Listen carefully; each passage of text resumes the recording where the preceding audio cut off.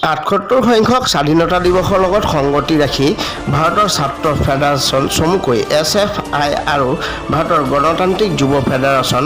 সাধাৰু শাখা সমিতিৰ উদ্যোগত আৰু সমূহ সাধাৰুবাসী ৰাইজৰ সহযোগত গোপ সাধাৰু কাছাৰী লাইন প্ৰাথমিক বিদ্যালয় খেলপথাৰত বিভিন্ন ধৰণৰ খেল ধেমালিৰ লগতে সাধাৰু অঞ্চলৰ ৩১ গৰাকীকৈ কৃতি ছাত্ৰ ছাত্ৰীক সম্বৰ্ধনা জনোৱা হয়। তাৰ পিছতে স্বৰ্গীয় নাৰায়ণ বাউৰী শুৱনি চূড়ান্ত ফুটবল খেলৰ অনুষ্ঠান কৰা হয়। উক্ত অনুষ্ঠানত উপস্থিত থাকে SFI ৰাজ্যিক সমিতিৰ সদস্য গোপীনাথ তাঁতী, DYFI বিশ্বনাথ জিলা সমিতিৰ সম্পাদক স্নেহাংকৰ চক্ৰৱৰ্তী, AJYCPৰ বিশ্বনাথ জিলাৰ উপসভাপতি নিহাৰ শইকীয়া, প্ৰাক্তন আছু নেতা দুল্লুল বৰকটকী, DYFI ৰাজ্যিক সমিতিৰ সদস্য দীপ উপাধ্যায়,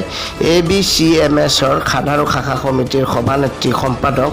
ভানু গোৱালা, জিন্তু ভূমিজ, গহপুৰ মৰ্ণিং ষ্টাৰ স্কুলৰ অধ্যক্ষ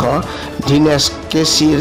SFIৰ সাধাৰু শাখা সমিতিৰ সভানেত্ৰী নিকিতা গড়, সম্পাদক হেমন্ত কৰ্মকাৰ, সাধাৰু কাছাৰী লাইন প্ৰাথমিক বিদ্যালয়ৰ প্ৰধান শিক্ষক জিতেন বাউৰী, DYFIৰ বিশ্বনাথ জিলাৰ সদস্য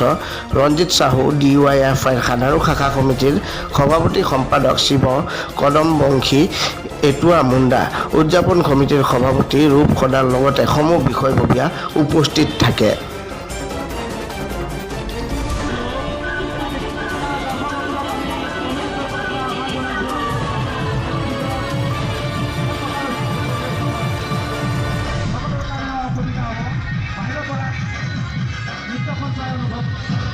উপভোগ কৰক, তাৰ বাবে আমি আহ্বান জনাইছোঁ আপোনালোকক।